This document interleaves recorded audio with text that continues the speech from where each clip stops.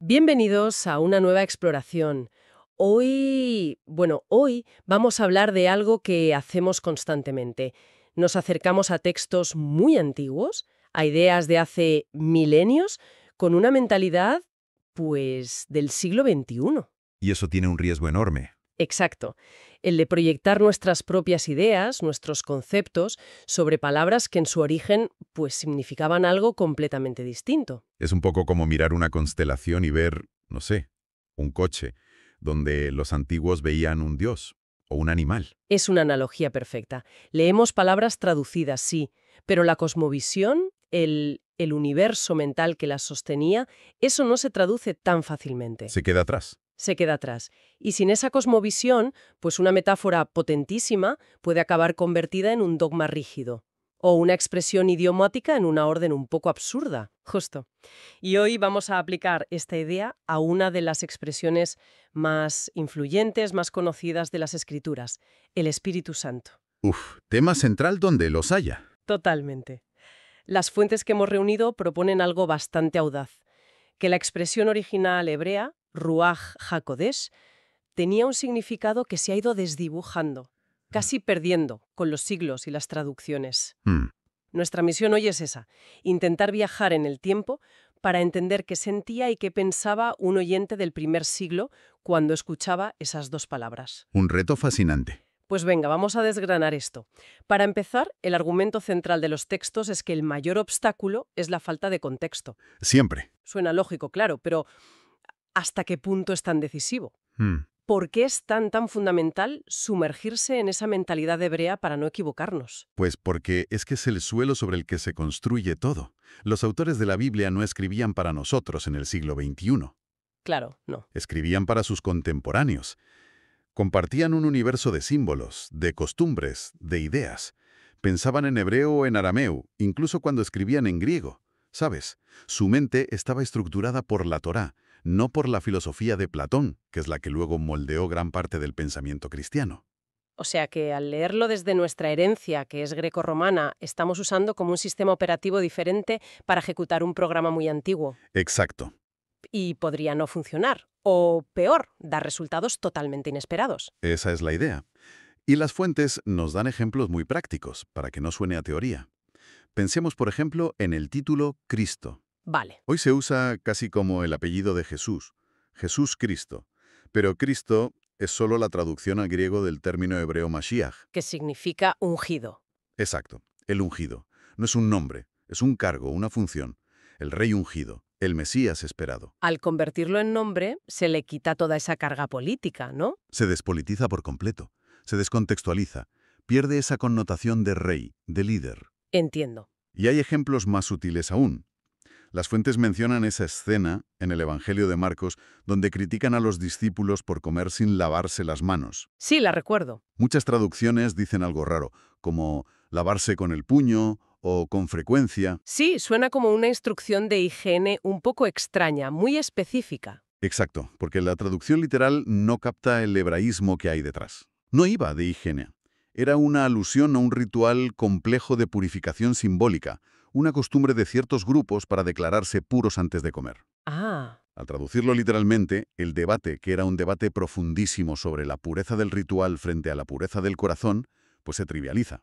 Se convierte en una regañina sobre lavarse las manos. Se pierde todo el meollo teológico. es increíble. Cómo un detalle cultural lo puede cambiar absolutamente todo. Y si esto pasa con un gesto, ¿eh? Imagino que con un concepto tan central como el que nos ocupa, el efecto es todavía mayor. Mucho mayor. Las fuentes que tenemos aquí sugieren que el significado original de Ruach HaKodesh era muy diferente. Totalmente. La afirmación central es que en su origen no se concebía como una tercera persona de una trinidad. Para entenderlo, hay que desmontar la expresión, palabra por palabra. De acuerdo. Hagamos esa deconstrucción. ¿Qué significa Ruach HaKodesh? Vale. La expresión tiene dos partes. La primera, y la más importante, es ruaj. Y aquí viene el primer dato que choca. A ver, Ruaj es un sustantivo de género femenino, en hebreo, femenino. femenino. Y su significado principal no es espíritu en el sentido abstracto, filosófico que le damos hoy. Su significado es físico, es tangible. Significa viento, soplo, aliento, el aire en movimiento. Espera un momento. Femenino, eso ya rompe muchísimos esquemas visuales y teológicos que hemos heredado. Desde luego. Y además no es un fantasma o una esencia, sino viento, aliento, algo que se puede sentir. Exactamente. Una fuerza de la naturaleza. Y la segunda parte, Hakodesh, es un adjetivo. Significa lo santo. O de forma más común, se usaba como una forma reverencial para referirse a Dios mismo. El santo. Vale. Así que si juntamos las piezas, Ruach HaKodesh no se traduce como el Espíritu Santo, sino más literalmente como el viento del santo o el aliento de santidad. El viento del santo, es que la imagen que evoca es completamente distinta. Nada que ver. No es una persona, es Una acción. una fuerza. Exacto. Y aquí hay otro punto crucial que las fuentes destacan. Esta expresión, entendida como una entidad divino separada, no existe como tal en el Tanaj, en el Antiguo Testamento. Ah, ¿no? Aparece un par de veces, pero siempre refiriéndose a la inspiración o al poder de Dios. Según los textos que manejamos, la expresión Ruach HaKodesh se populariza más como una forma de hablar, un modismo, en el judaísmo de la época del Segundo Templo, justo antes y durante la vida de Yeshua. Vaya, esto cambia la perspectiva por completo. Si no era una persona, entonces, ¿cómo lo entendía el judaísmo de la época? Cuando alguien decía la Ruach HaKodesh descendió sobre el profeta, ¿qué estaban visualizando? Pues no visualizaban una paloma o una llama. No. No. Visualizaban un impulso divino. Era una metáfora para describir la intervención directa de Dios en el mundo, su inspiración. La fuerza que movía a un profeta. Eso es. La fuerza que le movía a hablar en nombre de Dios, la sabiduría que guiaba a un juez, la presencia de Dios actuando en la historia. Las fuentes citan la Mishnah, la gran compilación de la ley oral judía, donde se usa el término para describir, por ejemplo, el nivel más alto de comunicación divina. Es la acción de Dios, no un intermediario. Entiendo. Pero la insistencia en que ruaz significa viento o aliento parece clave, porque esa metáfora y no otra, que tiene el viento de especial. Pues es una lección brillante, porque el pensamiento hebreo es muy reacio a representar a Dios con imágenes físicas. Para evitar la idolatría. Claro, necesitaban hablar de la acción de Dios sin limitarlo a una forma. ¿Y el viento? Piensa en ello. Es la metáfora perfecta. A ver, es invisible, pero sabes que está ahí. Por sus efectos, mueve las hojas, empuja un barco. Exacto. Es poderoso. Puede ser una brisa suave o un huracán. No puedes atraparlo, no puedes controlarlo, no sabes de dónde viene ni a dónde va. Es soberano. Impredecible. Ya. Para un judío del primer siglo, describir la acción de Dios como un viento era la forma más respetuosa y precisa de hablar de su poder, de su presencia vivificante que transforma la realidad sin ser vista ni contenida. Una presencia activa que no se puede meter en una caja dogmática. Imposible. Y todo este contexto, todo esto, nos lleva a una escena que las fuentes consideran el punto culminante de esta interpretación. ¿Cuál? Está en el Evangelio de Juan, capítulo 20. Yeshua acaba de resucitar, los discípulos están escondidos, aterrorizados, y él se aparece en medio de ellos. Sí. ¿Y qué es lo primero que hace para comisionarlos? Es una escena famosísima. Les da la paz y luego sopla sobre ellos. Ahí está la clave. El texto dice literalmente que sopló sobre ellos y les dijo, reciban la Ruach HaKodesh. Según este análisis, esa acción física, el soplar, No es un adorno. no es un mero adorno simbólico, es un acto interpretativo. Es la definición en vivo de lo que es la Ruach HaKodesh. Yeshua está actuando el significado de la palabra. No está explicando una teoría, está haciendo una demostración práctica. Exactamente. Y cualquier oyente judío de la época habría captado las resonancias de ese gesto al instante. Es un eco directo de los momentos más fundacionales de su tradición. ¿Como cuáles, por ejemplo? El primero y más evidente, la creación del ser humano. Génesis capítulo 2.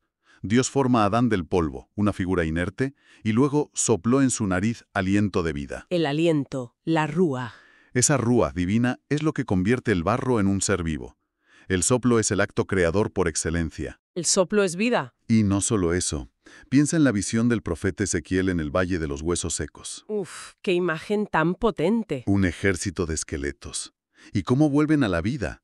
Dios le ordena a Ezequiel que profetice al viento, a la ruaj, para que sople sobre ellos.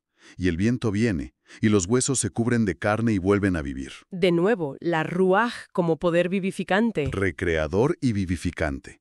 Incluso en la historia de Elías, cuando busca a Dios en la montaña, Dios no está en el terremoto ni en el fuego. Sino en el sonido de un viento suave y apacible. Exacto. Entonces, cuando Yeshua sopla sobre sus discípulos, estaría conectando con toda esa herencia.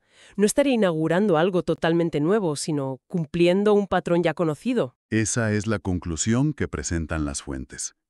Él está mostrando, de la forma más hebrea posible, que la Ruaj HaKodesh es ese mismo aliento creador de Dios, que ahora los capacita a ellos. ¿Para una nueva misión? Eso es. No es una tercera persona que entra en ellos, sino el impulso vital del propio Creador. El viento del Santo que les da vida y propósito. Recibirla sería como recibir el aliento de Dios directamente. Vale, la argumentación es muy sólida dentro de su propio marco. Pero entonces, la pregunta del millón es inevitable. A ver. Si el significado era tan claro en su contexto, ¿cómo diantres llegamos a la idea de una tercera persona en una trinidad?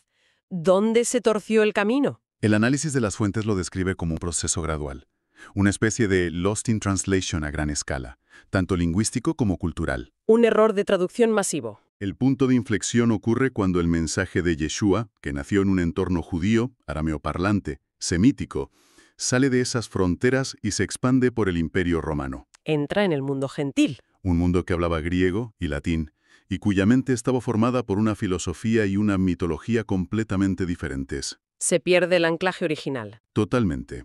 Para un hablante de griego, la traducción pneumagion no evoca necesariamente la imagen de un viento. Y para un hablante de latín, Spiritus Sanctos suena todavía más a una entidad, a un spiritus, en el sentido de un ser. Pero, ¿nadie se dio cuenta? Nadie que conociera a ambas culturas levantó la mano y dijo, oigan, que esta palabra en hebreo significa viento y es femenina. Seguramente sí, en las primeras generaciones. Pero a medida que la Iglesia se fue volviendo mayoritariamente gentil y se distanciaba de sus raíces judías, Se fue perdiendo el conocimiento del hebreo. claro, y de sus modismos, la metáfora del viento de Dios dejó de entenderse como una metáfora. La expresión Espíritu Santo quedó ahí flotando, desconectada de su imagen original, y necesitaba una nueva explicación. Es como encontrar una palabra extraña en un texto antiguo y, en lugar de buscar su significado original, inventarle uno nuevo que encaje con tu sistema de creencias actual. Es una buena forma de verlo. Según las fuentes, durante los grandes debates teológicos de los siglos III y IV, la Iglesia, ya inmersa en el pensamiento filosófico griego, necesitaba categorizarlo todo. Claro. ¿Qué es esta fuerza? Es Dios mismo, es una creación. Y la solución que se encontró, después de muchos concilios y disputas, fue definirla como una tercera persona divina, distinta del Padre y del Hijo. Una solución teológica. A lo que en su origen pudo ser un problema de traducción cultural, una reinterpretación nacida de la necesidad de dar sentido a un concepto fuera de su hogar cultural. No una evolución, sino una adaptación a un paradigma totalmente nuevo. Esa es la tesis central, entonces. Esa es la tesis central que presenta el material. Bien, recapitulemos porque ha sido un viaje intenso. La exploración de estas fuentes nos ha llevado de una imagen muy familiar a un territorio conceptualmente muy diferente. Sí, si reunimos los puntos clave, el cuadro que emerge es muy nítido. Primero, Ruaj HaKodesh es una expresión hebrea y su palabra clave, Ruaj, es femenina y significa primariamente viento, aliento o soplo. Un detalle que por sí solo ya es muy revelador. Sin duda. Segundo, en su contexto judío original no describe a una persona divina independiente, sino que es una metáfora poderosa para la acción de Dios en el mundo. Es la presencia de Dios en movimiento, su inspiración, su poder. Exacto. Su poder creador. Y el tercer punto que actúa casi como prueba. El gesto de Yeshua. Es el gesto de Yeshua en Juan 20. El acto de soplar sobre sus discípulos se ve como la confirmación práctica, la definición en vivo de que la Ruaj HaKodesh es ese aliento vivificante. Conecta su misión directamente con la creación, con el Génesis. Por lo tanto, y para cerrar el círculo, la propuesta de estos textos es que la frase recibir el Espíritu Santo en su sentido original se parecería más a la experiencia de... Ser tocado por la inspiración viva del Creador. Sí, Una fuerza que te impulsa, que te da un nuevo propósito, una nueva vida. Correcto. Una experiencia de empoderamiento divino, en lugar de la recepción de una entidad separada. Es fascinante. Volver a este significado original, como lo plantean las fuentes, no parece solo un ejercicio de erudición. No para nada. Nos conecta con una espiritualidad distinta, quizá, menos abstracta y más ligada a las metáforas de la naturaleza, a la acción, al impulso, más que a las definiciones dogmáticas. Y esto inevitablemente nos deja con una pregunta flotando en el aire. Una pregunta que va más allá de este término concreto. ¿Cuál sería? Pues si una sola expresión como Ruach HaKodesh, tan central en la teología posterior, revela una perspectiva tan radicalmente diferente cuando se la examina en su lengua y cultura originales, ¿cuántos otros conceptos clave sobre los que hemos construido nuestra forma de ver el mundo podrían transformarse si aplicáramos este mismo método? Uf,